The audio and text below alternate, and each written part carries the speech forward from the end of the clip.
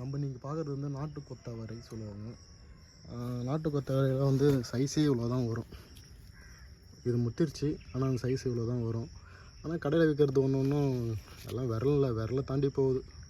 ஒரு ஜான் அளவுக்கு இது ஒரு அடி அளவுக்கு வருது. ஆனால் இது வந்து நாட்டு ரகம். இது ஃபுல்லாக குத்தாக காய்க்கும். இதில் ஒரு பிரச்சனை என்னென்னா, இப்போ வீட்டில் இருக்கவங்களுக்கு கடையில் வாங்கி சமைச்சிட்டு இந்த குட்டி குட்டியாக பார்க்கும்போது அவங்களுக்கு என்ன தோணுன்னா, இது எப்படி உட்காந்து கட் பண்ணின்னு ஆஞ்சிட்டு இருக்குது.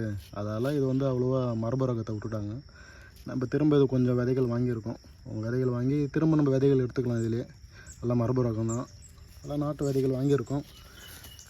ஒன்றும் பறிக்கலை. செடிகள் நம்ம வித்தியாசம் பார்த்தாலே தெரியும். நம்ம 2 ரகம் இப்போ இந்த கடையில் போடுற ரகமும் போட்டிருக்கோம், நாட்டு ரகம். அது இல்லாமல் இந்த ரகமும் போட்டிருக்கோம், குட்டி குட்டியாக வரதும் போட்டிருக்கோம்.